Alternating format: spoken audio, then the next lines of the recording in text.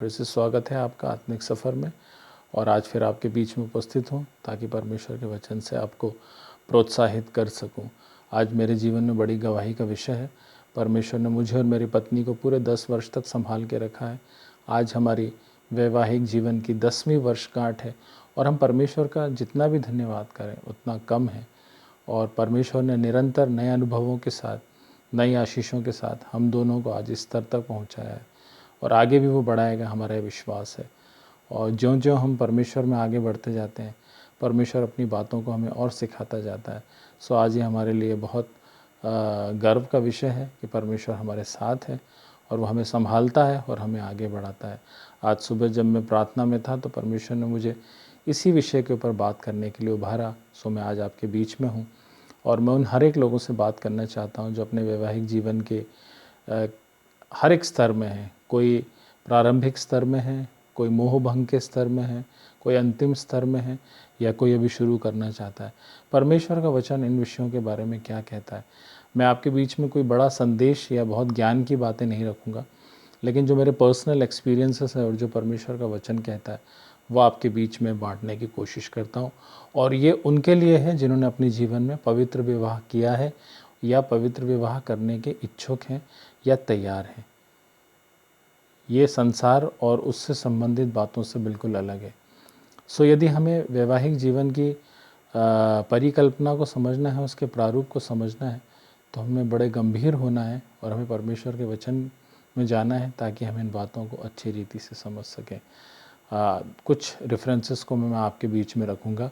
पहला रेफरेंस जो रखूँगा मलाकी की पुस्तक, उसका 2 अध्याय और 14 से लेके 16 पद तक। यहाँ परमेश्वर ने कुछ बातों को कहा है और उनको आपको मैं पॉइंट्स में समझाऊंगा।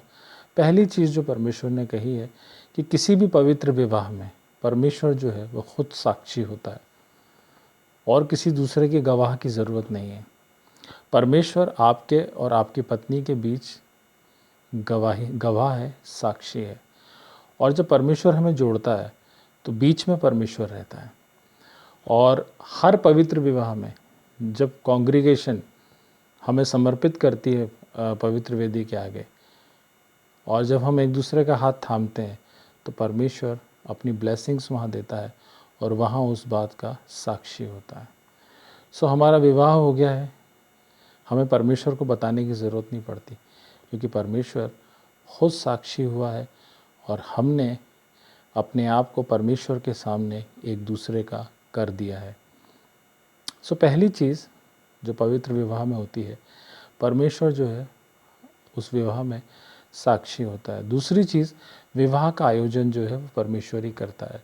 जब हम मनुष्य हैं और एक स्थिति वो आती है जब हम अपने परिवार का निर्माण करने योग्य बन जाते हैं, सो हम अपने लिए एक उचित योग्य व्यक्ति की तलाश करते हैं जिसके साथ हम एक परिवार का निर्माण कर सकें और अपने जीवन में परमेश्वर की बताई गई बातों को पूरा कर सकें और उसके आशीष में सहभागी हो सकें। लेकिन परमेश्वर का वचन कहता है कि परमेश्वर हमारे लिए विवाह का आयोजन करता है। कहने का तात्पर्य ये है, परमेश्वर का वचन ये कहता है कि बहुत सारी आत्माएं हैं इस दुनिया में, लेकिन परमेश्वर ने एक आत्मा को हमारे लिए रचा है और जब वो आत्मा हमारे पास आती है और जब उसका सिलेक्शन हो जाता है वो परमेश्वर की ओर से होता है और जब वो हमारे जीवन में हम उससे बन जाते हैं तो उस बात को परमेश्वर ही है जो हमारे जीवन में पूरा करता है। सो यदि आप एक अच्छे व्यक्ति की तलाश में हैं, यदि आप चाहते हैं कि आपका जीवन ब्लेस्ड बने, तो हमें पेशेंसली परमेश्वर के वचन पर और परमेश्वर के कार्य पर भरोसा करना होगा। क्योंकि अदन के बगीचे में आदम के लिए भी एक सुयोग्य व्यक्ति, एक सुयोग्य उसके समान इंसान की तलाश वो परमेश्वर ने ही करी थी। कोई भी प्राणी उसके मुकाबले में मैचेबल नहीं हुआ तो परमेश्वर ने उसकी पसली में मांस भरा, निकाल कर मांस भरा और उसको हवा को उसको सौंप दिया। Marriage is a totally godly plan.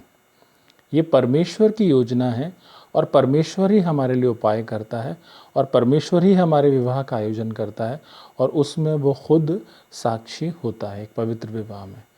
तीसरी चीज़ जो है, परमेश्वर विवाह के द्वारा, एक परिवार निर्माण के द्वारा हमारे जीवन से कुछ चाहता है। वो कुछ चाहता है, अपेक्षा रखता है कि हम उसके लिए वो कार्य अपने जीवन के द्वारा पूरा कर सकें। चौथी चीज़, यदि हम वैवाहिक संबंधों को अच्छा बना के रखेंगे, प्रभु में बेहतर बना के रखेंगे, तो ईश्वर की आशीष को अपने जीवन में प्राप्त करने पाएंगे। और यदि हम इन संबंधों को बेहतर नहीं बना पाएंगे तो ईश्वर की आशीष हमारे जीवन से कोसों दूर रहेगी और हम परिवार निर्माण की उस परिभाषा को अपने जीवन में भूल जाएंगे जो परिभाषा परमेश्वर ने अपने लोगों के लिए रखी है, ताकि उनके परिवार का निर्माण हो और परमेश्वर अपनी सेवा में उस परिवार का इस्तेमाल कर सके, उस परिवार को मजबूत कर सके। आजकल इस आधुनिक दुनिया में हम ऐसी दुनिया में हैं जब पवित्र विवाह की परिकल्पना करना एक मुश्किल कार्य होता जा रहा है। आजकल के बच्चे कंप्यूटर में दिन रात रहते हैं, हमें नहीं मालूम कि किस रीति से वो अपने विवाह को पवित्र बनाकर रखेंगे। शहरों के अंदर लिव इन रिलेशनशिप का चलन बढ़ रहा है, जब मर्जी में आए साथ रहते हैं, जब मर्जी में आए छोड़ देते हैं, किसी को पता भी नहीं चलता है। और सरकार से इस सारी बातों को वैलिड करने के लिए निरंतर दिन रात प्रोटेस्ट करते हैं। सो आज की परिदशा में हम विवाह की गंभीरता को समझें और as a Christian, as a मसीह, यदि मुझे इस प्रारूप में आना है, यदि मुझे विवाह को करना है, यदि विवाह रूपी संस्था में विश्वास करना है, तो हमें जैसा परमेश्वर का वचन कहता है उस प्रकार से अपने जीवन में करना होगा और तभी हमें परमेश्वर से आशीष मिल पाएगी। क्योंकि पवित्र विवाह का निर्माण परमेश्वर की इच्छा के बिना नहीं हो सकता। जो कि मैंने 2-3 बातें आपको बताई।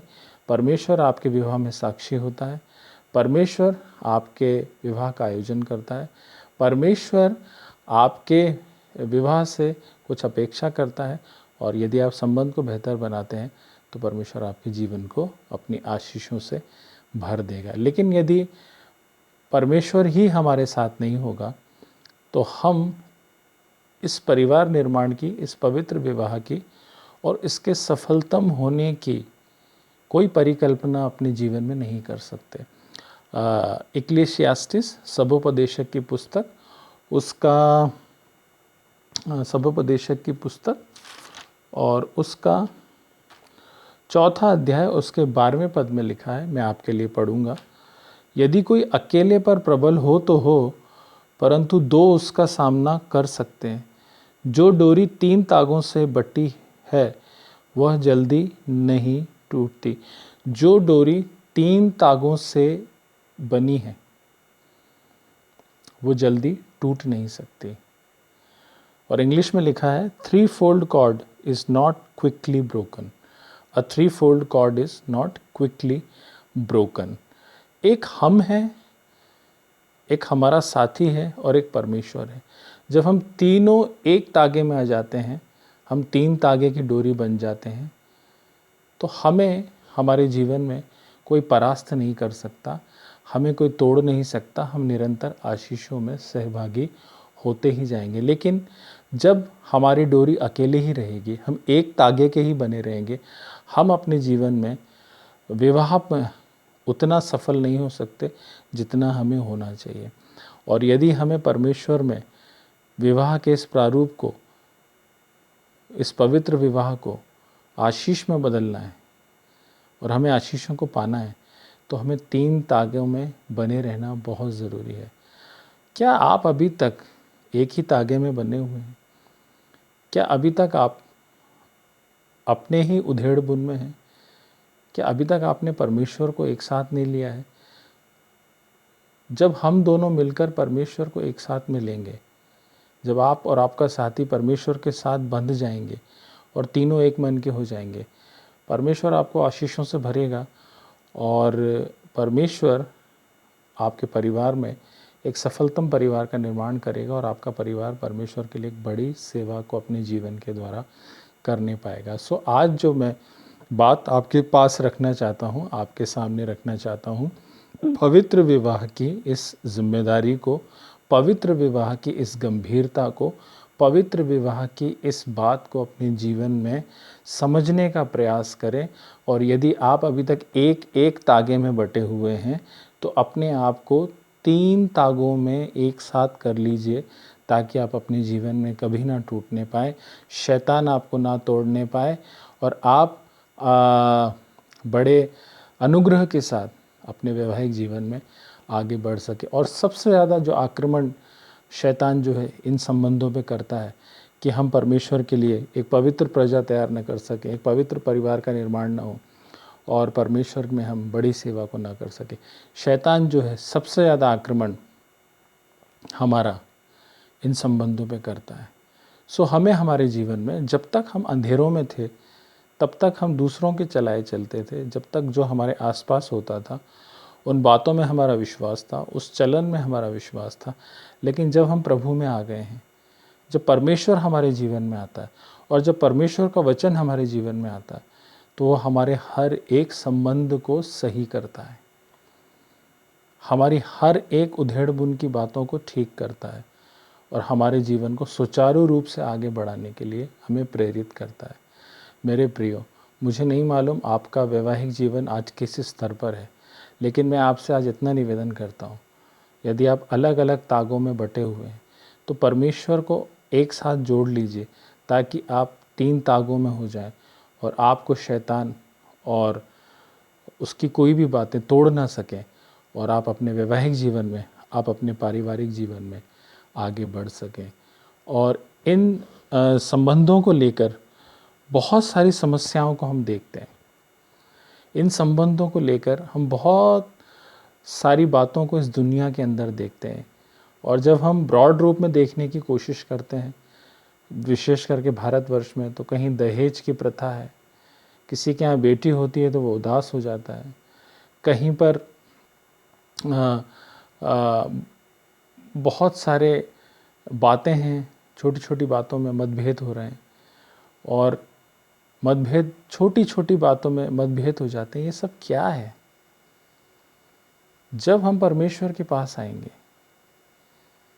तो हर एक मतभेद को वो हमारे जीवन से दूर करेगा और हमारे विवाह को पवित्र करेगा और हमारे परिवारों को शुद्ध करेगा और अपनी वाणी हमको देगा। सो मेरे प्रियो, आज इस छोटे से वीडियो में मेरा आपसे यही अनुरोध है कि अपने विवाह को पवित्र बनाए रखें, क्योंकि आपके विवाह में परमेश्वर साक्षी हुआ है, पहली चीज़। दूसरी चीज़, जब आपने पवित्र वेदी के सामने अपने साथी को एक्सेप्ट किया है, फुल कॉन्ग्रीगेशन ने आपको ब्लेस्ड किया है, तो वो आपका पार्टनर बन गया है। सो इसका मतलब परमेश्वर ने उस विवाह का आयोजन किया है।